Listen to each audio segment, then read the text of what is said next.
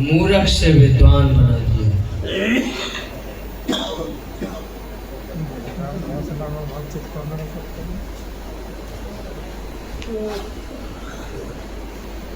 चंदन की तो चुट्टी भली, गाड़ी भरा न काठ, और विचारवान तो 1000, मूर्ख भले न 60।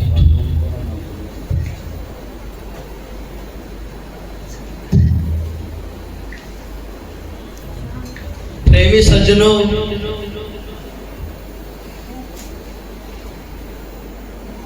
हमारे रवि भाई 1 घंटा पहले, 1.5 घंटा पहले उन्होंने कुछ वाक्य बोले थे।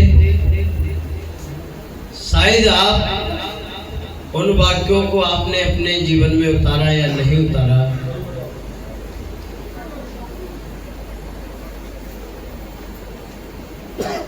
आप स्वयं जान सकते हैं कि सत्संग क्यों किया जाता है, सत्संग के प्रति लोगों की रुचि क्यों नहीं है।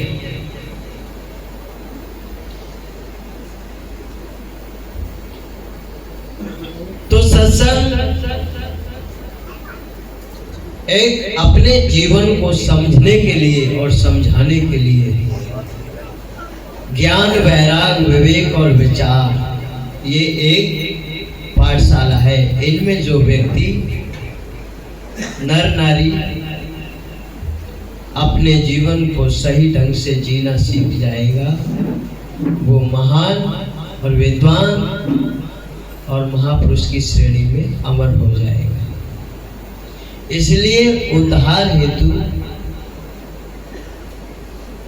इस जीवन को बंधनों से मुक्त करने के लिए, इच्छाओं को दमन करने के लिए ये सत्संग का संत गुरुजनों ने मानव सेवा कल्याण के लिए कराया जाता है। और ये सत्संग किन के लिए कराया जाता है? ये सत्संग जो नव युवा पीढ़ी है ना, ये भविष्य में जो आ रही है, ये मरे हुए के लिए नहीं किया जाता है। मरे हुए का तुम्हारा कुछ स्वीकार करेंगे? अरे ये गलत सुनना पड़ा है, वहां पर तुमने ये मालाएं लाके वहां उनको पहना दी, कभी ये संत जो है इनसे इनको पहना तो ये सुशोभित दिखते। 2 मालाएं संत गुरुजनों का अध्यक्ष के गले में लग जाती, क्या आपका खर्चा ज्यादा बढ़ जाता है? जैसे आप पाकटवाद को बढ़ावा दे रहे हो, उधर वो मंदिरों में बढ़ावा देते हैं, तैसे तुमने भी एक पाठशाला खोल दी। यहाँ पारक सिद्धांत के विरुद्ध है। पारक सिद्धांत में जो हमारे महापुरुषों ने नियम बनाए हैं कि पत्थर को क्या पूजिए जो न दे जवाब, अरे सदगुरु को ना पूजिए जो तुरंत ही दे जवाब। हमारे जो निर्णय शब्दों के बोधमान ज्ञानी पुरुष हैं, उनके विचार और ज्ञान और वैराग के लिए ये जीवन जाना जाता है। तो मेरी माताओं बहनों का जो कर्तव्य क्या है पुरुषों के प्रति, और पुरुषों का कर्तव्य क्या है माता बहनों के प्रति, इस पर विशेष ध्यान दें। सत्संग स्त्री और पुरुष दोनों को समझने के लिए और समझाने के लिए कराया जाता है। जो आज के समय में शादी विवाह जो हो रहे हैं ना, केवल रूप और धन संपत्ति के कारण हो रहे हैं, संस्कार के वजह नहीं हो रहे हैं। जिनके बच्चे संत गुरुजनों के दिए हुए ज्ञान, वैराग, विवेक, विचार और संस्कार में जो शादी विवाह करते हैं, वो एक दूसरे को समझने का प्रयत्न करते हैं, तब उसको कहते हैं विवाह। विवाह का दूसरा का मतलब है बेहा हो जाना, और शादी का मतलब है बर्बादी। प्रेमी सज्जनों, शादी का मतलब है साधना। जो मनुष्य संस्कारों में अपने जीवन को नहीं समझता, उसके जीवन की क्या है, सिवा बर्बादी के अलावा क्या उसको आबाद हो सकता है। कितने लोगों ने ये जो रूढ़िवाद और पाखंडवाद का त्योहार मनाया होगा। मैं तो कहना चाहूंगा, पढ़ा लिखा भी अंधा है, धर्म नहीं ये धंधा है। हमारे सदगुरु कबीर साहब का तो ज्ञान ऐसा है, औरों के 10-20 कबीर का बाल का और लाखों में करे चोट वह नहीं काल का।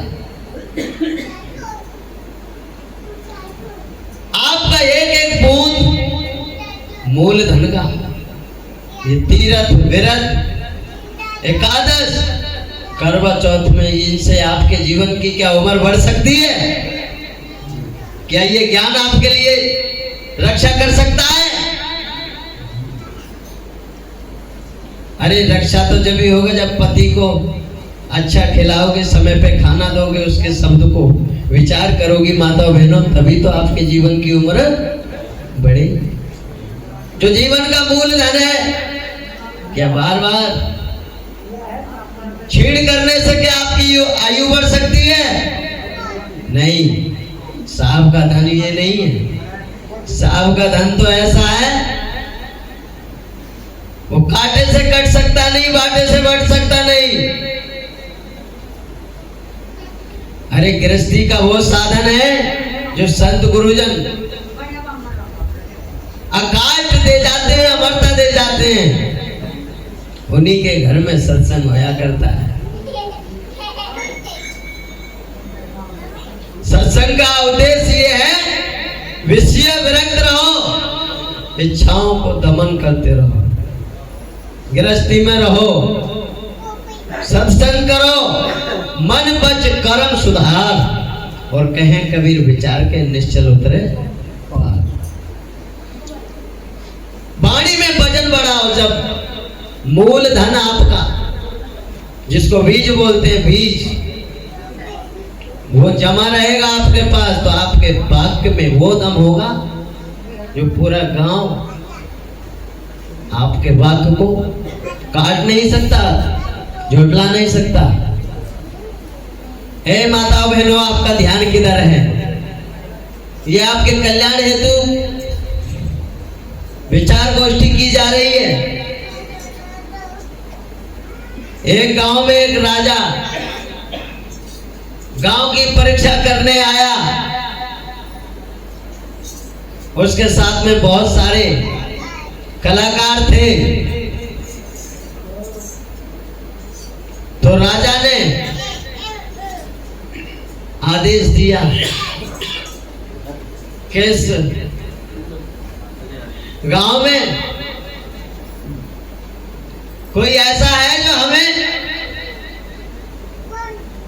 समझ सकता है और लुभा सकता है।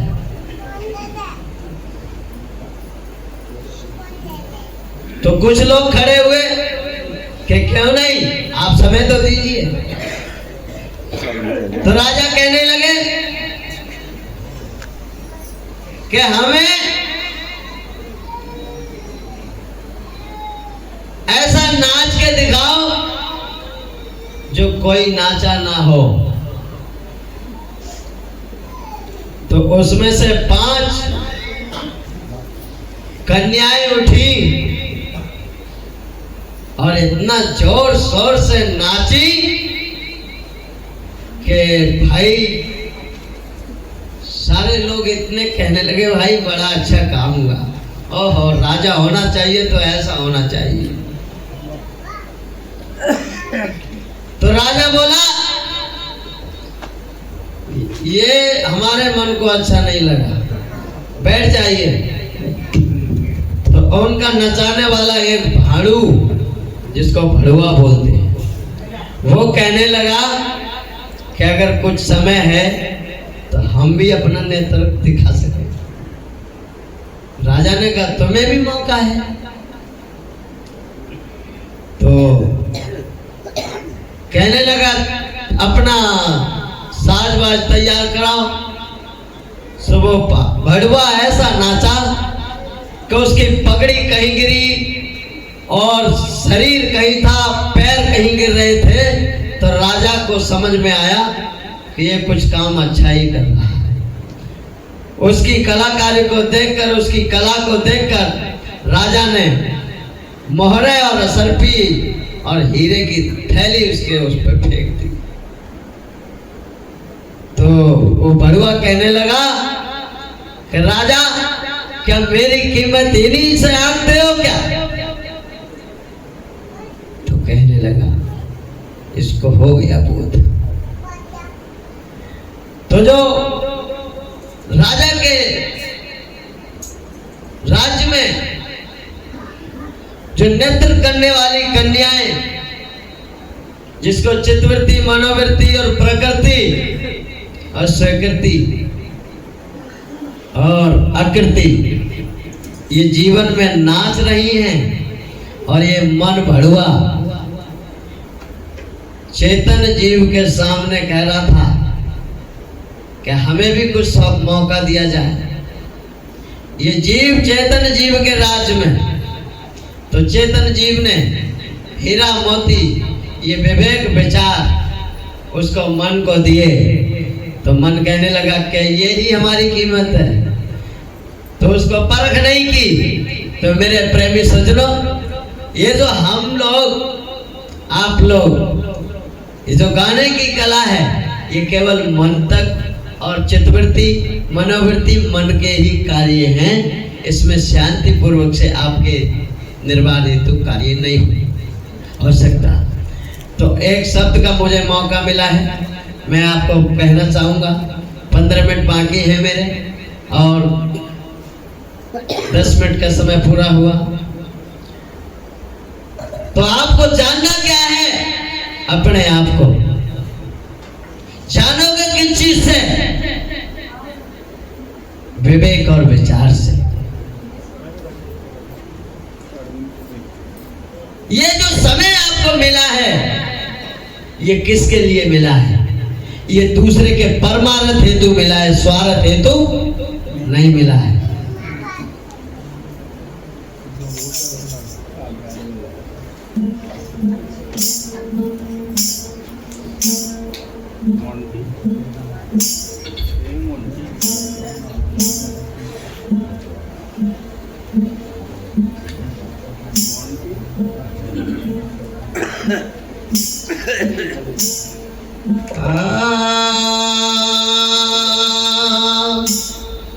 मेरे हृदय के आराध्य पूज्य गुरुदेव, डिस्ट्रिक्ट बरेली, तहसील आंवला, गोठा खंडवा में 99 वर्ष की आयु पूर्ण करके मुझे उपदेश देकर, सदगुरुजनों की मानवता का पाठ पढ़ाकर, संत सम्राट कबीर साहब के स्कूल में दाखिला देकर मुझ पर बहुत बड़ा उपकार किया उन्होंने। धन्यवाद है उनके परिश्रम को।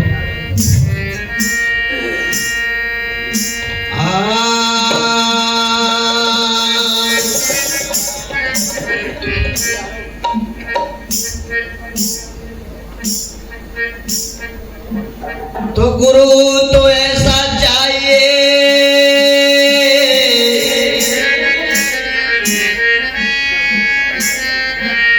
तो जो सिगली गढ़ हो, मन ही मस्कला दे के शुद्ध बनावे सोए, शुद्ध बनावे सोए, कसर सब शिष्य की खूबे, और टूटी हो जाए सूरत शब्द में है खूबे।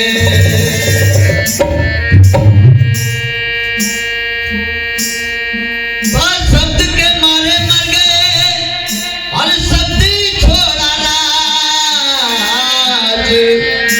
और जिन जिन शब्द विवेक किया उन्हीं के सर गए आज।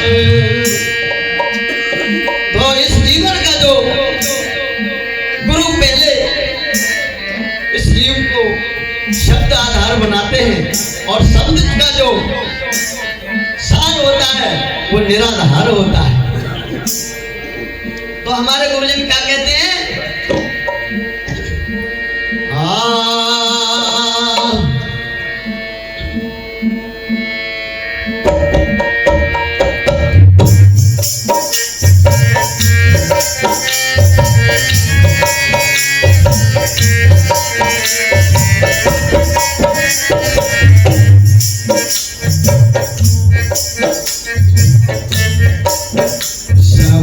भटक भटक मर जाए पता नहीं पाते, पता नहीं पाते। सतगुरु के शब्द से हमारे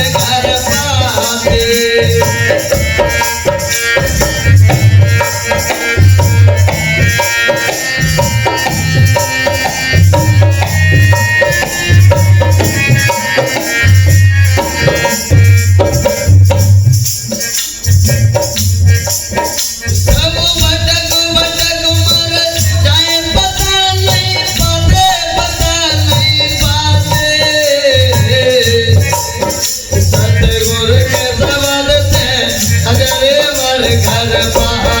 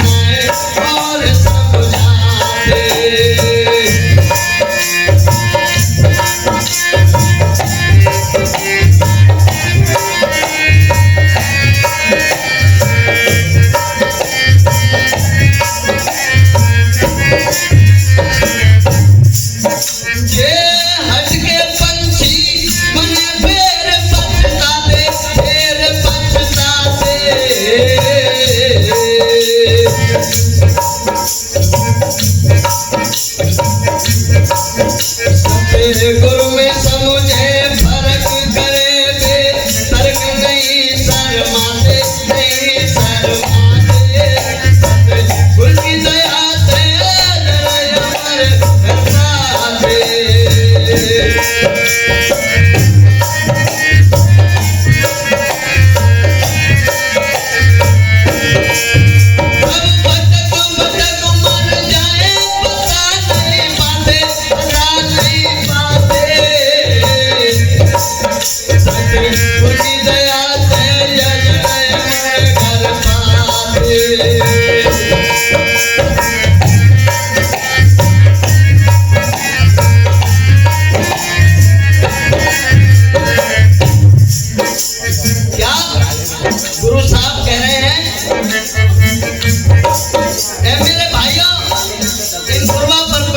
चक्कर में आप बाड़ी जाल में ऐसे उलझ गए,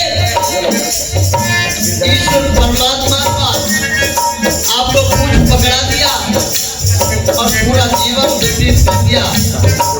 यहाँ विवेकी बाकी सदगुरु का सत्संग नहीं सुना और नहीं आपने उनके रहनी गहनी को समझा।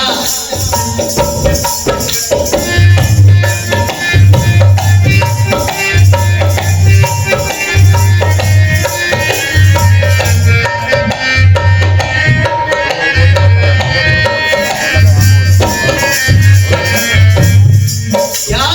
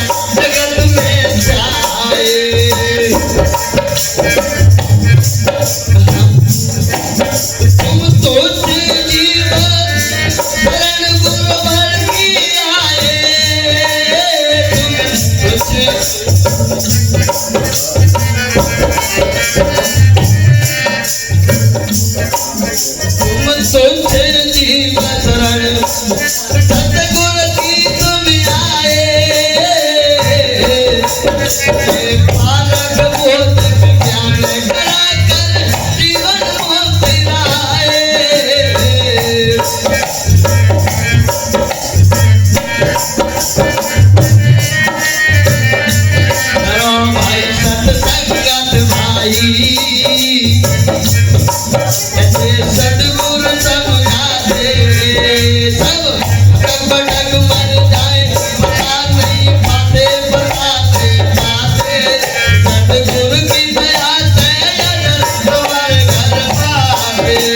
मेरे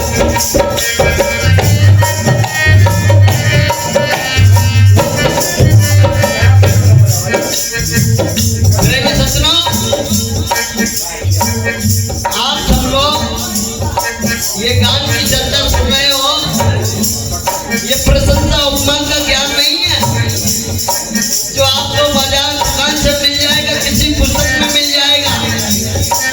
इसको तो आप विषयों का त्याग कर, इंद्रियों को जीत कर, तभी आप कहीं इसका सार मार्ग समझ पाओगे। ऐसे नहीं समझ पाओगे।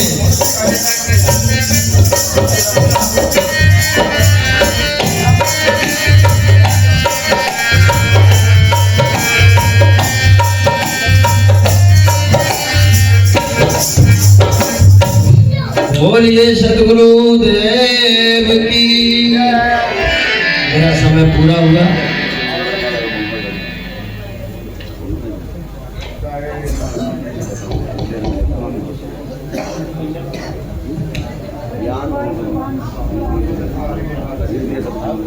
बोलिए श्री सद्गुरुदेव की। आ जाओ इमरत लाल जी।